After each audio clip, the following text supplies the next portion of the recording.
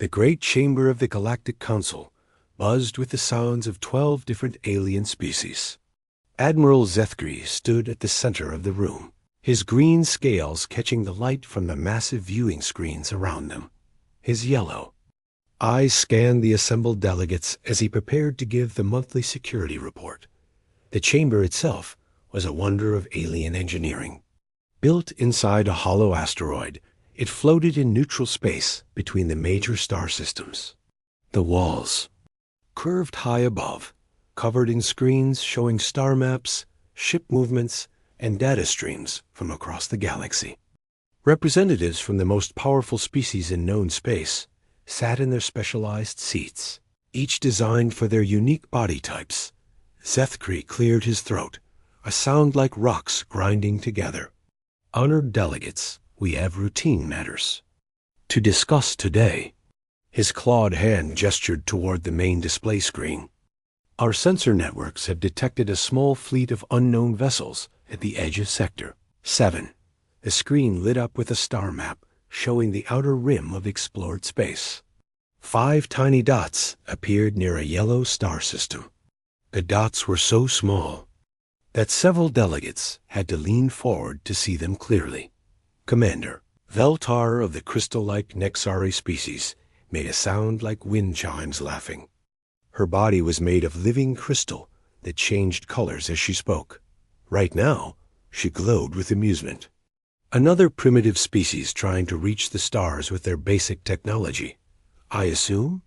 Zethgri nodded his large reptilian head. Our initial scans show they use simple fusion drives for power. Their weapons appear to be basic energy beams and kinetic projectiles. Their largest ship measures just under 3 kilometers in length. High Counselor Mordun of the jellyfish-like aquatic species floated in his water-filled tank. His transparent body pulsed with blue light as he spoke through his translation device. 3 kilometers? My personal yacht is larger than that. How many ships are we talking about? 5 vessels total, Zethgri replied, bringing up detailed scans on the screen. 1 appears to be their flagship. 2 look like military vessels. 1 seems designed for science, and the last appears to be a support ship. Fleet Marshal Quindos of the insect-like Hive Collective clicked his mandibles together. His compound eyes reflected the light from the screens as he studied the data. Their entire fleet could fit inside one of our standard cargo holds. What threat assessment do we assign to this collection of ships? The other delegates began to chatter among themselves. The ethereal representative, a being of pure energy contained in a mechanical suit, spoke in electronic tones. Standard. First contact protocols suggest we should warn them to return to their home system. These primitive species rarely understand the dangers of deep space. Ambassador Krickstahl of the Multi-Armed Tentacle Federation waved several appendages dismissively. Why waste time with warnings? They will either turn back when they realize how outmatched they are, or they will be destroyed by the first pirates they encounter. Zethgri pulled up more detailed scans. The interesting thing is their technology. While primitive, it seems unusually well designed for their level of development. Their ships show no signs of battle damage, suggesting they have not encountered hostile forces on their journey here. Commander Veltar's crystal body shifted to a dull orange color, indicating boredom. That just means they come from a backwater system with no real threats. Give them a century or 2 of real space travel, and they will either adapt or disappear, like so many others. The robotic collective's representative, a sleek metal humanoid called Unit 7742, processed the data with mechanical precision. Analysis complete. These vessels show technological markers consistent with a species approximately 500 standard years from meeting minimum Confederation membership requirements. High Counselor Mordun pulsed with what passed for laughter among his people. 500 years? That is optimistic. Most species take twice that long to develop proper spacefaring capabilities. What none of the council members knew was that the primitive fleet had been listening to their communications for months. The 5 human ships had used advanced stealth technology to approach Confederation space undetected.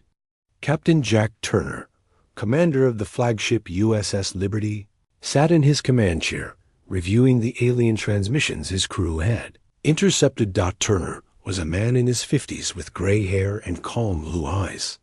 He had spent 20 years exploring the galaxy beyond Earth's solar system, learning about the various alien species that dominated this region of space. His crew called him Old Jack with respect, knowing he had more deep space experience than any other human alive. "Captain," said Lieutenant Kate Miller from the communications station, "we are receiving the standard Confederation warning broadcast. They want us to identify ourselves and return to our home system."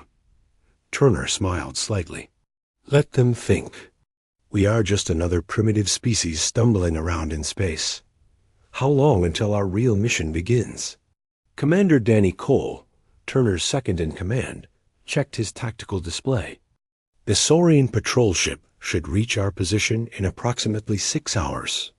Our intelligence suggests they will send a young captain eager to prove himself." Dr. Amy Rodriguez, commanding the science vessel USS Discovery, appeared on Turner's communication screen. Her dark hair was pulled back in a practical ponytail, and her brown eyes showed the sharp intelligence that had made her Earth's leading expert on alien technology. "Jack, I have been analyzing their scanning techniques. Their sensors are actually quite primitive compared to ours. They cannot detect our true capabilities through our modified hull plating." Captain Lisa Stone of the heavy cruiser USS Defiance also joined the communication link. She was a woman in her 40s, with short blonde hair and the confident bearing of someone who had never lost a space battle. "My weapons officer reports that our plasma lance systems are completely invisible to their scans. They think we are carrying basic energy weapons from the last century." Turner nodded approvingly. "Good. The longer they underestimate us, the better our chances of success. Remember, we are not here to start a war. We are here to change how this galaxy thinks about first contact." Commander Pete Hayes of the destroyer USS Ranger was the youngest of the human captains. At 35, he had earned his command through brilliant tactical thinking and natural leadership. "Captain Turner, what if they decide to use force against you? Then we show them that humans do not back down from bullies," Turner replied. "But we do it in a way that makes them think, not just fear us." Back in the council chamber, the delegates were already losing interest in the small human fleet. Zeftree was about to move on to other business when Fleet Marshal Quindos raised a clawed hand. "Should we assign a task force to investigate these newcomers more thoroughly?" the insect asked. "Standard protocols require direct contact before we can properly classify them." Commander Veltar's crystal form shifted to bright red, showing irritation. "Why waste resources on such an obvious non-threat? Send a single patrol ship to deliver the standard warning. If they are smart, they will leave. If they are stubborn, they will learn why primitive species should not venture into civilized space." High Counselor Mordun agreed with a pulse of green light. "One patrol ship is more than sufficient. In fact, it might be good training for one of our newer captains. Let them practice their intimidation techniques on a harmless target." "Admiral, Zeftree made the decision that would change the course of galactic history. Very well. I will assign Captain Krexmoth of the patrol ship Devourer to handle this matter. He has been requesting more responsibility, and this seems like a perfect opportunity for him to gain experience with first contact situations." The other delegates nodded in agreement, already turning their attention to more important matters. None of them suspected that the tiny fleet they had just dismissed represented the most technologically advanced species the galaxy had ever seen. They had no idea that humanity had been preparing for this moment for decades, carefully studying Confederation Tactics and Technology. As the council meeting ended and the delegates began to disperse, the 5 human ships continued their patient wait at the edge of Sector 7. Captain Turner and his fellow commanders knew that the real test was about to begin. Captain Krexmoth stood proudly on the bridge of his patrol ship Devourer as it approached the unknown vessels. The young Saurian officer had been waiting for an opportunity like this for years. His green scales gleamed under the bridge lights, and his golden eyes focused intently on the viewing screen, showing the 5 small ships ahead, not at 28 years old. Krexmoth was one of the youngest captains in the Saurian fleet. He had earned his position through excellent test scores and family connections, but he had never commanded a real mission before. Today would be different. Today he would show Admiral Zethkri that he deserved bigger responsibilities. Tactical. Officer Vexhar, what do our scans tell us about these primitive vessels? Krexmoth asked, trying to sound confident and experienced. Vexer, an older Saurian with scarred scales from years of combat, studied his instruments with practiced eyes.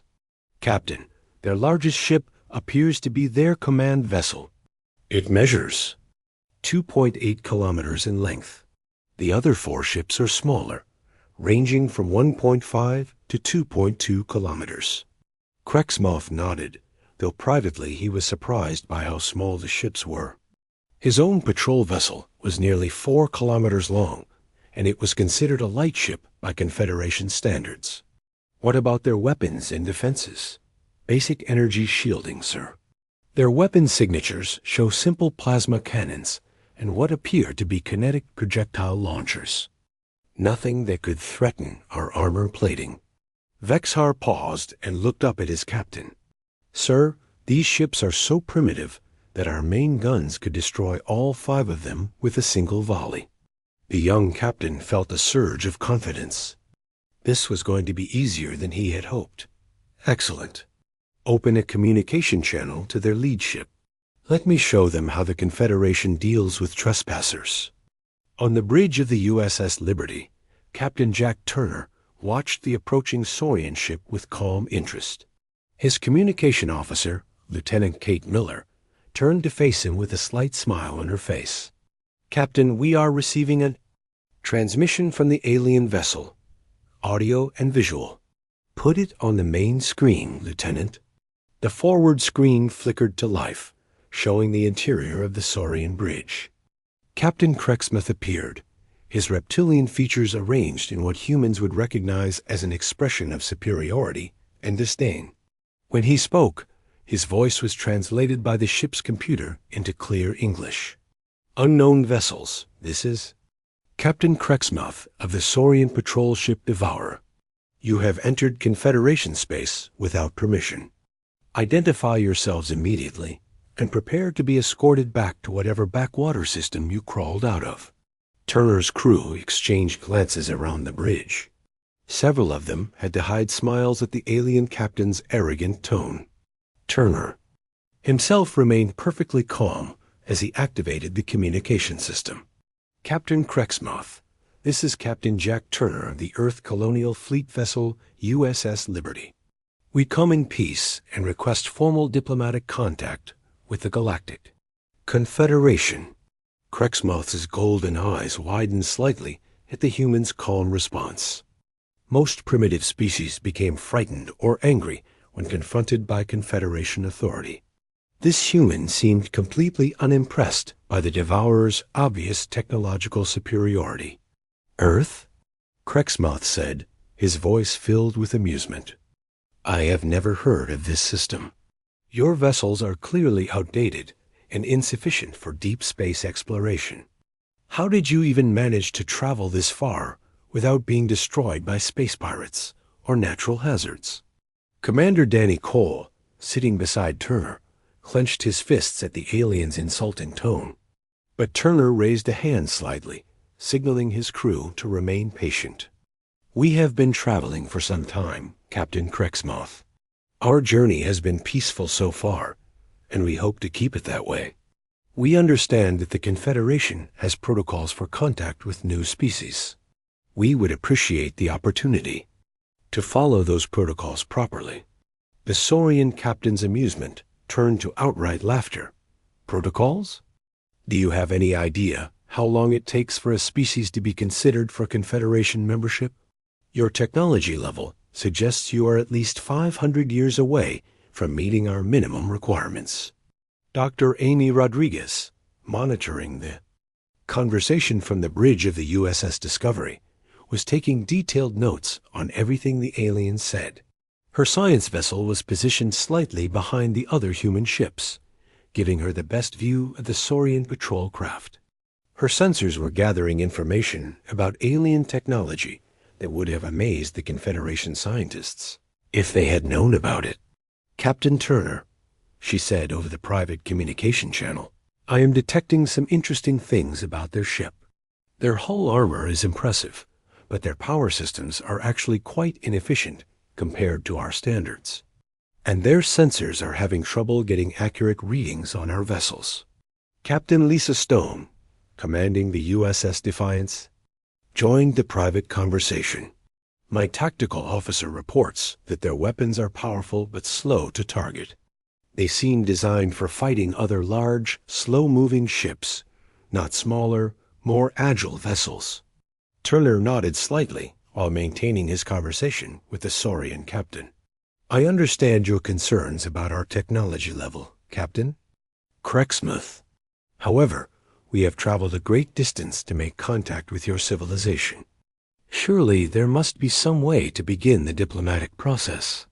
Crexmuth's patience was running out. He had expected the primitive humans to be impressed by his ship's power and to retreat immediately when ordered. Instead, this human captain was being politely persistent, which was not how these encounters usually went. Listen carefully, human, Crexmuth said, his voice taking on a threatening tone. You have exactly 1 hour to turn your pathetic little fleet around and return to your home system. If you are still here after that time, I will disable your ships and have you towed back like the space debris you appear to be. Commander Pete Hayes, the youngest of the human captains, was listening to the conversation from his destroyer USS Ranger. At 35 years old, he had more combat experience than any other human in the fleet, having fought in several battles during Earth's expansion into nearby star systems. His ship's weapon systems were among the most advanced humanity had ever built, though they were carefully hidden beneath false hull plating.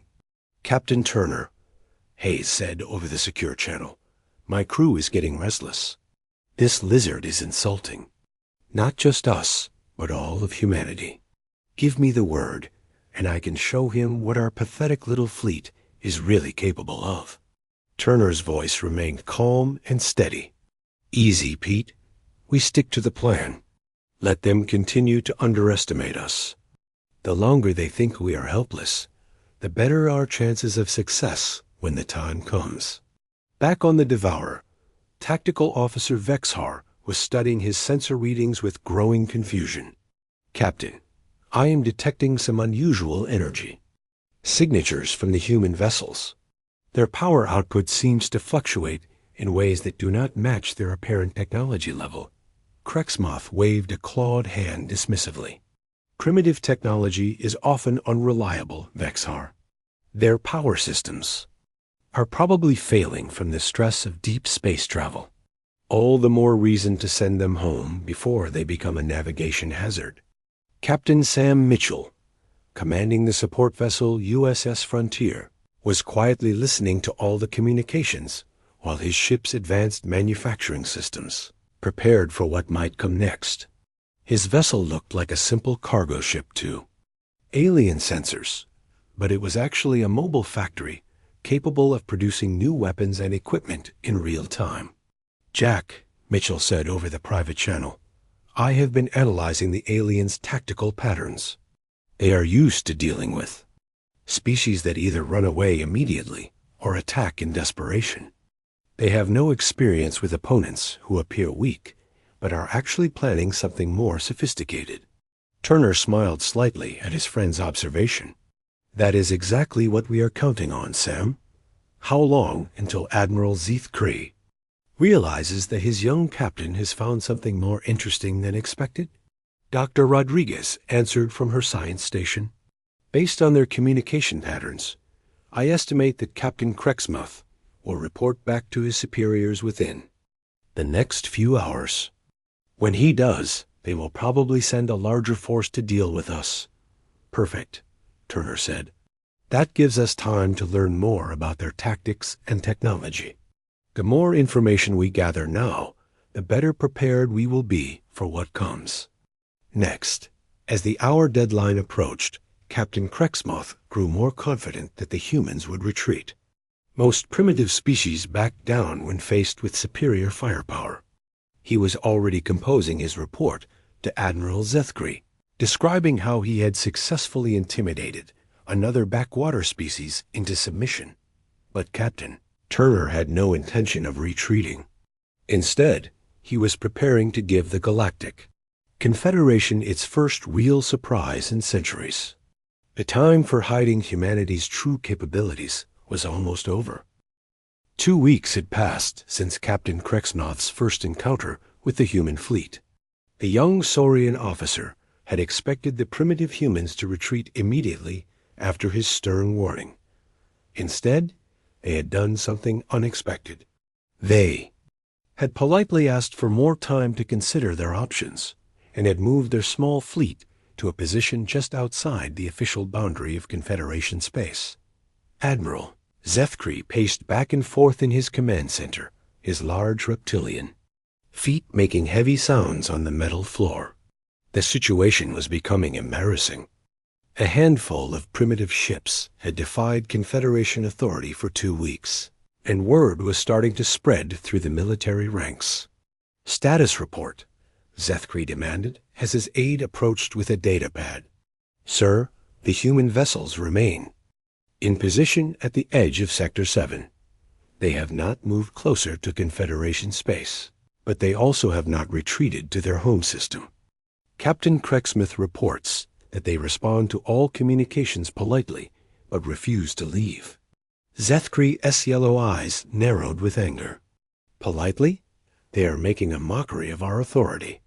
How can 5 tiny ships make the entire Confederation look weak? What the Admiral did not know was that the humans had spent those 2 weeks conducting the most detailed intelligence operation in the history of space exploration. Every Confederation ship that passed through the area was secretly scanned. Every communication was intercepted and analyzed. The humans had learned more about alien technology and military tactics in 14 days than most species learned in decades.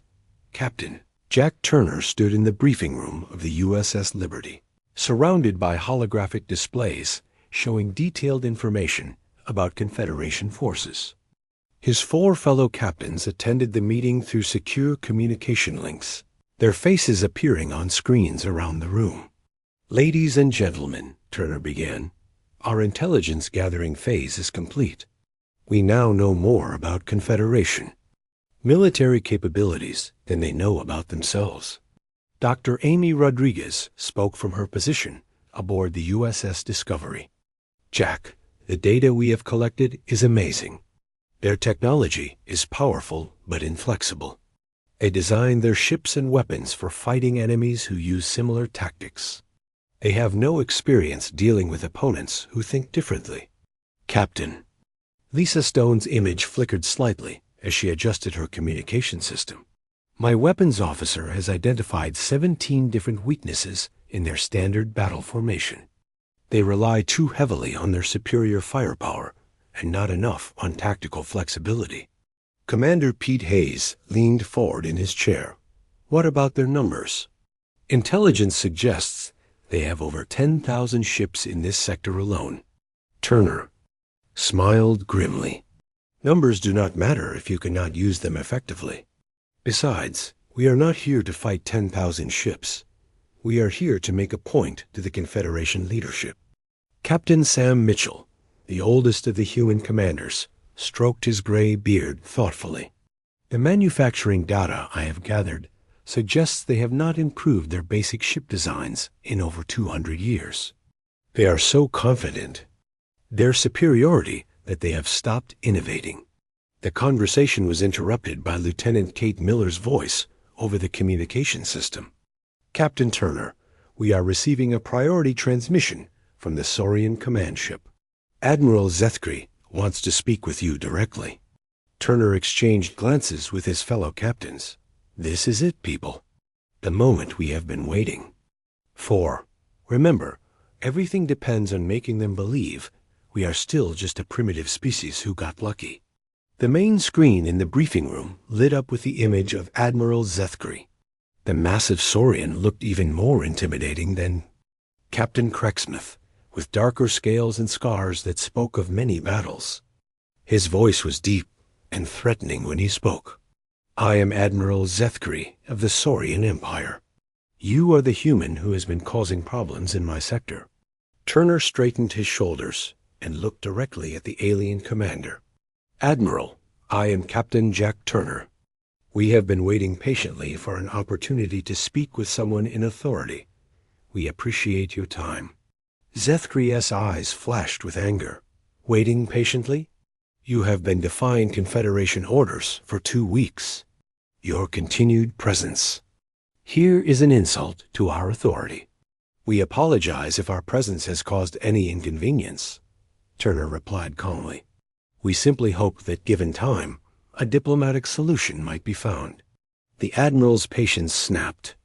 There is no diplomatic solution for primitive species who refuse to follow orders. You have exhausted my patience, human. I'm sending a task force to remove you from this sector by force.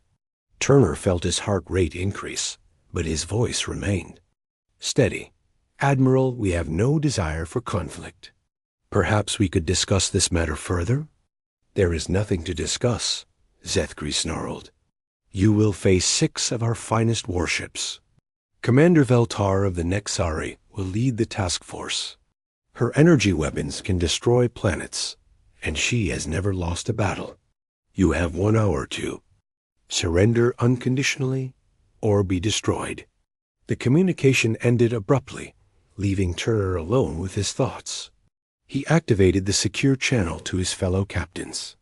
You all heard that. 6 ships, led by someone they consider their best. Commander, this is our chance to show the galaxy that humanity is not just another primitive species.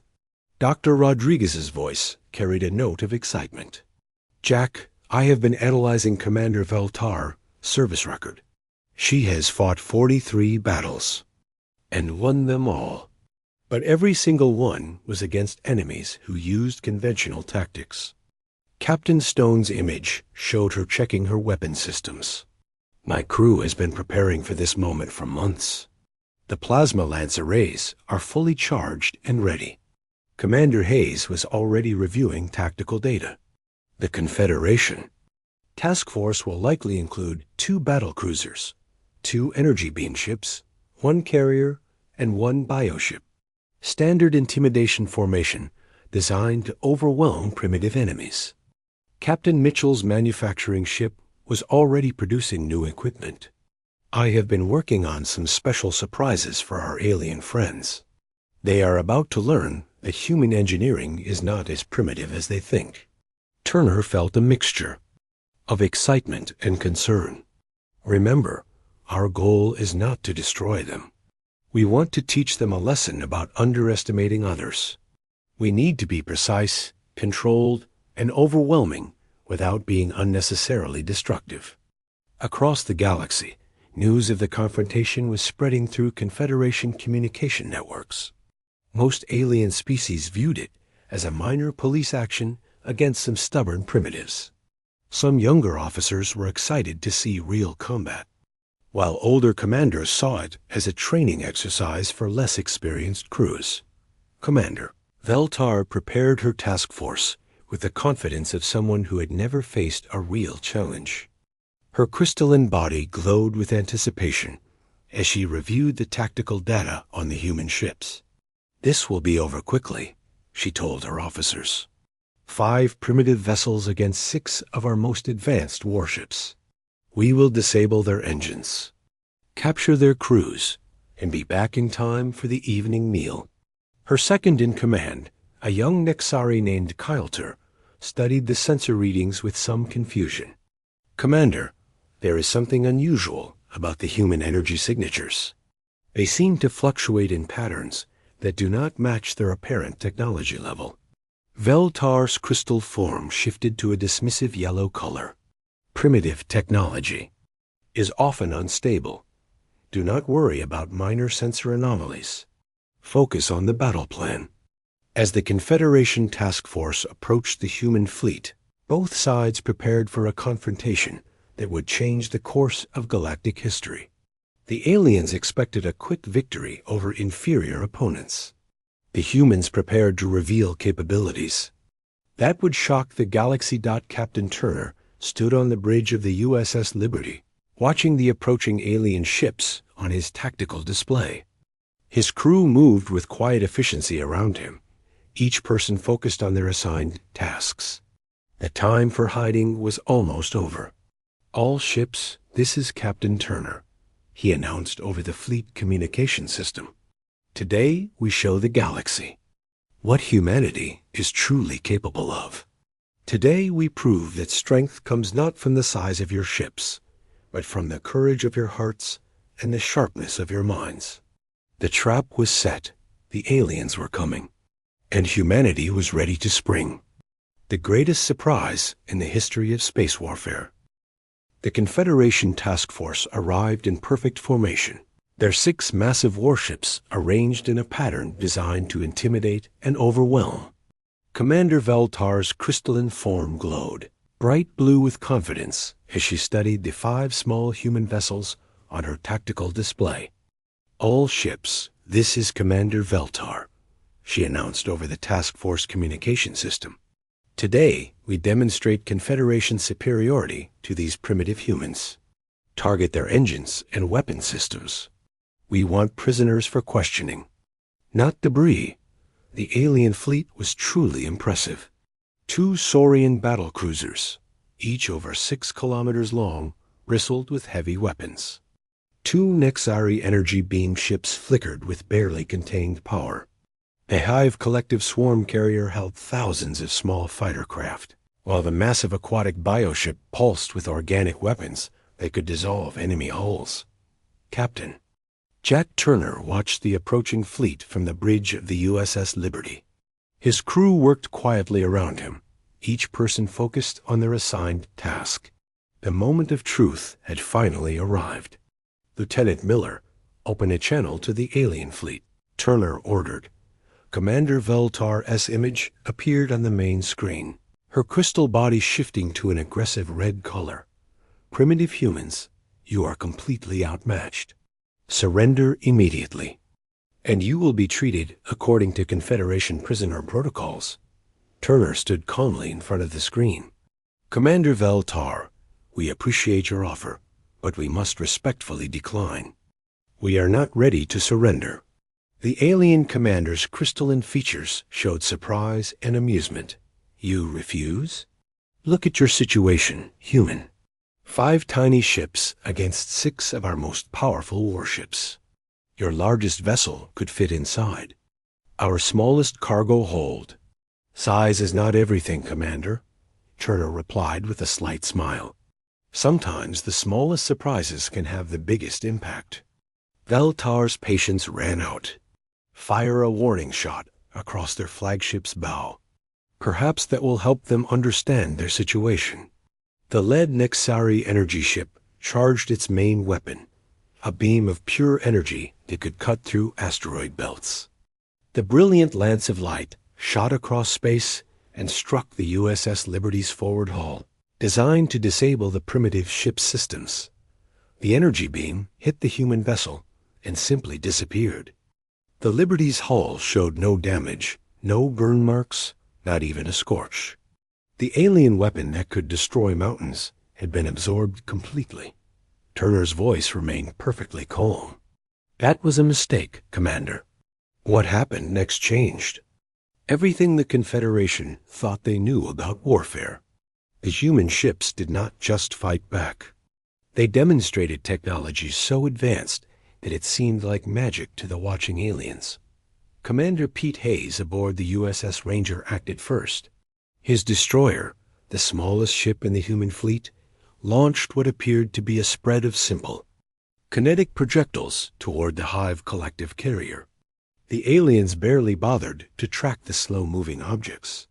"Primitive kinetic weapons," laughed Captain Zixmuth of the carrier. "Our point defense systems will destroy them easily." But the projectiles never reached the carrier's defenses. Instead, they activated micro-junk drives that had been hidden inside their simple shells.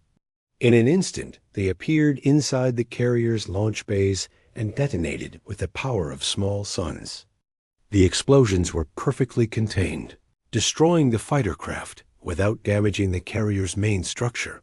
Captain Zixmuth stared at his tactical display in shock. "Impossible.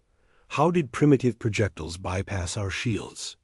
Captain Lisa Stone's USS Defiance revealed its first surprise. Hidden panels along the ship's hull slid open, revealing weapon ports that had been completely invisible to alien sensors.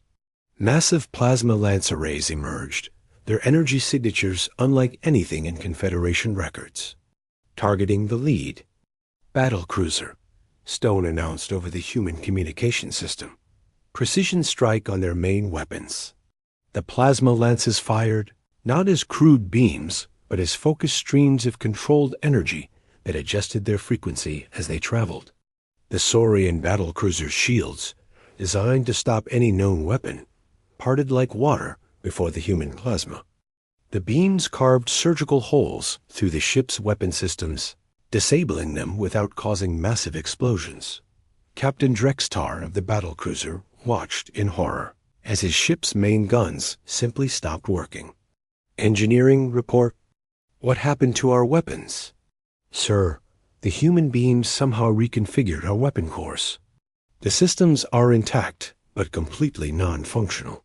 Dr. Amy Rodriguez's USS Discovery launched what appeared to be clouds of sensor probes toward the alien fleet. The aliens ignored them, focusing on what they thought were the real threats. They had no idea that the probes were actually adaptive nanites, microscopic machines that could rewrite computer systems faster than any defense could stop them. Within minutes, every alien ship found its tactical computers compromised. Navigation systems began reporting false positions.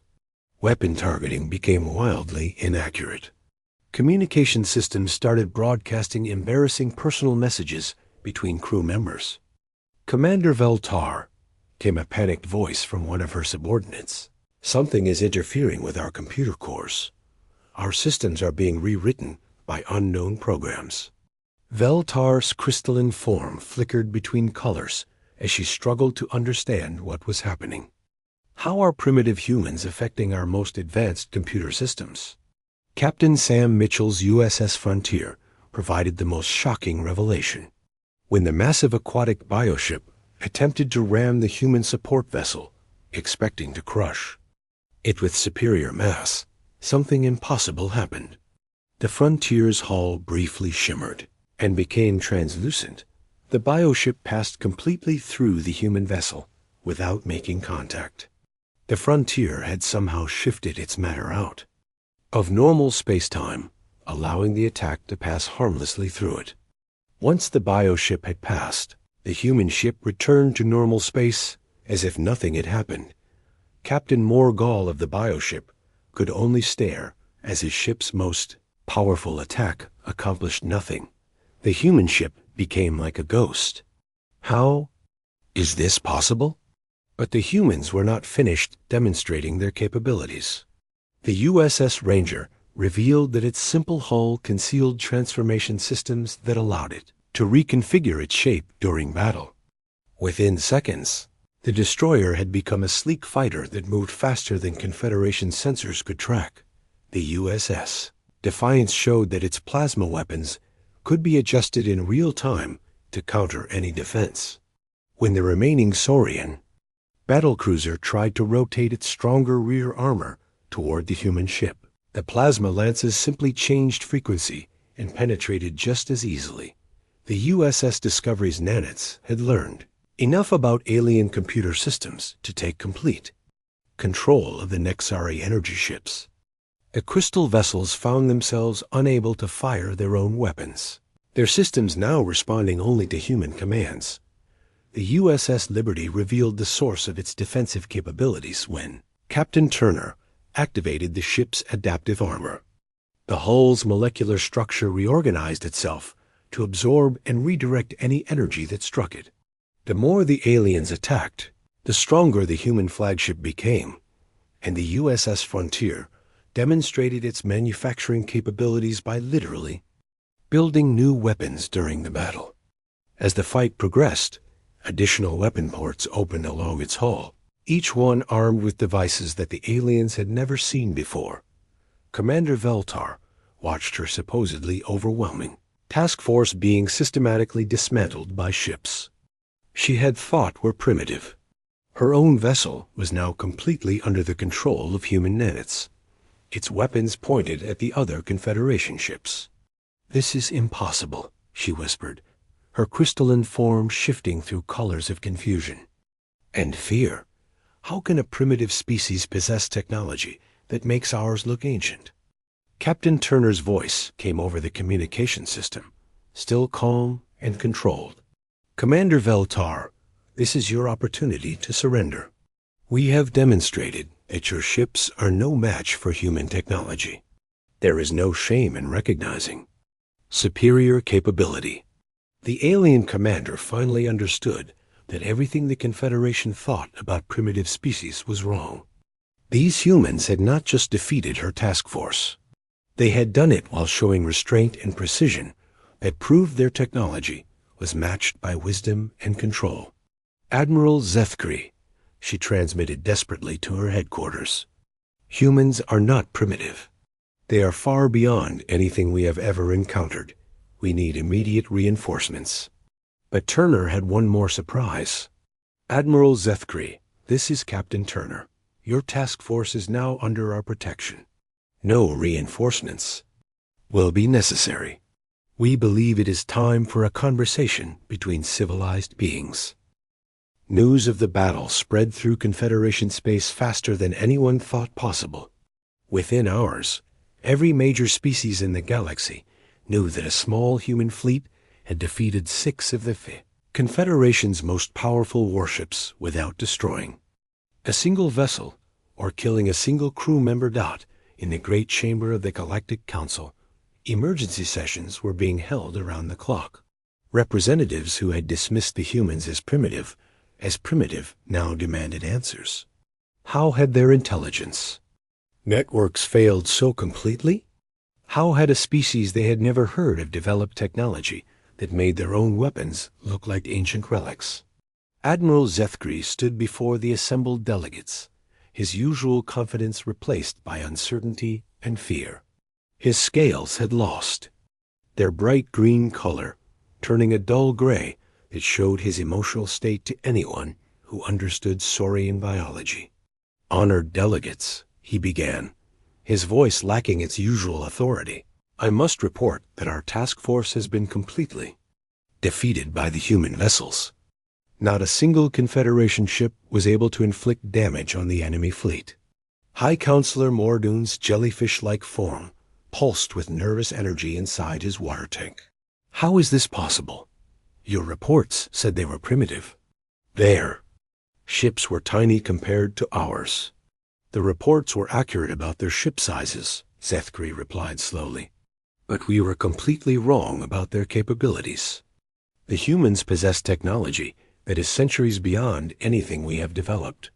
Commander Veltar's image appeared on the main screen, transmitted from her captured ship. Her crystalline body flickered between colors of shame and amazement. As she addressed the council, "Honored delegates, I have been a military commander for over 200 years. I have fought dozens of battles against every type of enemy you can imagine. But I have never encountered anything like what the humans demonstrated today. Fleet Marshal Quindos of the Hive Collective clicked his mandibles nervously. Explain what you observed, Commander. Help us understand what we are dealing with. Veltar's form shifted to a pale blue color that indicated deep respect. Their weapons passed through our shields as if they did not exist. Their ships could phase out of normal space to avoid our attacks. They took control of our computer systems with technology we do not even understand. And they did all of this while showing perfect restraint and control. The council chamber fell silent as the implications sank in. For centuries, the Confederation had been the most powerful force in the galaxy. They had grown comfortable in their superiority, never imagining that a species could develop technology so far beyond their own. The silence was broken by a new voice. Captain Jack Turner appeared on the main communication screen. His calm human features a stark contrast to the agitated aliens around him. "Honored delegates of the Galactic Council," Turner said with respectful politeness, "I am Captain Jack Turner of the Earth Colonial Fleet. I believe we have much to discuss." Admiral Zethkri's yellow eyes focused on the human with a mixture of fear and curiosity. "Captain Turner, your demonstration of power has impressed us. What do you want from the Confederation?" Turner smiled slightly, a gesture that somehow managed to be both friendly and confident. "We want nothing from you, Admiral. Instead, we offer something to you. We offer the galaxy a chance to be better than it has ever been before."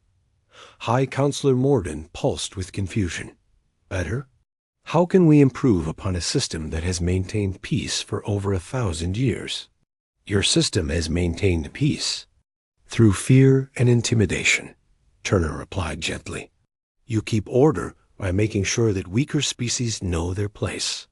But what happens when you encounter a species that is not actually weaker?" The council members exchanged uncomfortable glances.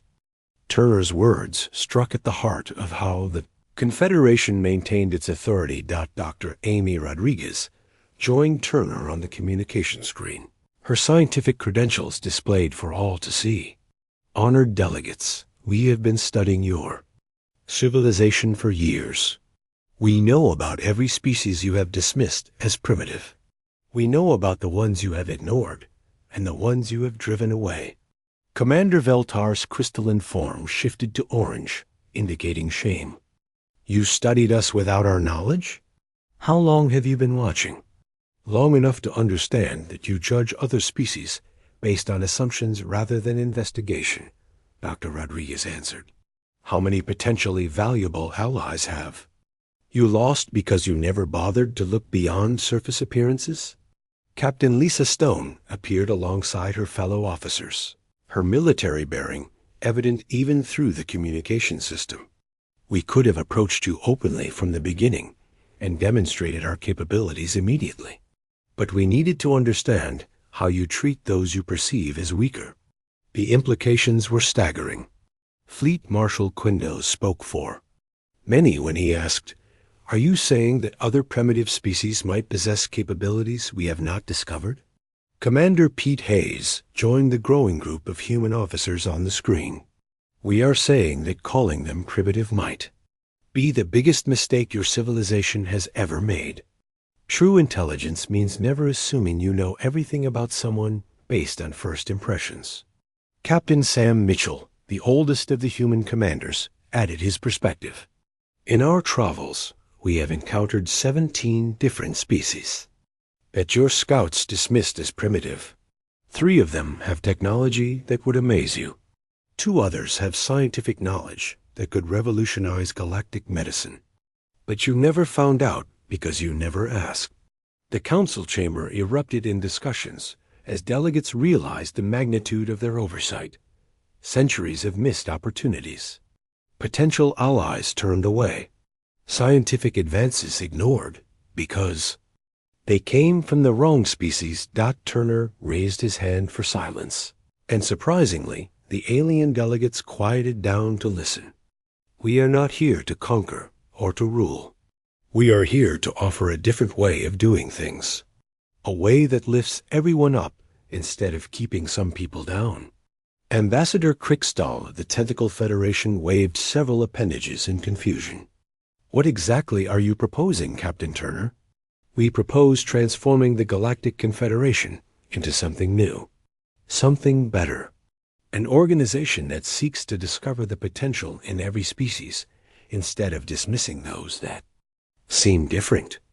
Dr. Rodriguez brought up holographic displays showing human technology and scientific advances. We offer to share our knowledge freely with any species that agrees to do the same with others. Imagine what we could accomplish if every civilization contributed their unique strengths instead of hiding them. High Counselor Mordoon's bioluminescent patterns showed deep thought. You would share your advanced technology with us? Even after we treated you with such disrespect. Turner nodded. Respect is not something you demand, Counselor. It is something you earn by treating others with dignity, regardless of their apparent strength. The transformation of galactic civilization did not happen overnight. It took months of careful negotiation and gradual change. But the battle that had lasted only hours had shifted the balance of power in the galaxy forever. The Galactic Confederation became the Cooperative Galactic Alliance. Instead of demanding submission from weaker species, they began seeking partnerships. Instead of assuming technological superiority, they started investigating the unique capabilities of every species they encountered. Captain Turner and his crew became ambassadors for a new way of thinking. They traveled throughout the galaxy, not as conquerors, but as teachers and students. They shared human knowledge, while learning from civilizations that had been ignored for centuries. The primitive species that had been dismissed by the old Confederation revealed capabilities that astonished even the humans. The tiny folk of Kepler 442b had developed quantum computing beyond anything previously imagined. The gas swimmers of Proxima Centauri had unlocked the secrets of faster-than-light communication. The rock builders of Wolf 359 had created materials stronger than anything known to science. As Turner stood on the bridge of the USS Liberty months later, watching ships from dozens of different species working together on a massive space station construction project, he reflected on how much had changed. The galaxy was still full of different civilizations with different capabilities, but now they worked together instead of against each other. Captain, Lieutenant Kate Miller called from her communication station. We are receiving a message from the Andromeda Contact Fleet. They have encountered a new species that appears to be primitive, but shows some unusual energy signatures. Turner smiled as he remembered his own first contact with the Confederation. Tell them to take their time and look carefully. Sometimes the smallest ships carry the biggest surprises. The galaxy had learned that true strength came not from having the biggest weapons or the fastest ships. It came from wisdom, cooperation, and never underestimating the potential of others. And it all started with a tiny fleet that nobody took seriously until it was too late.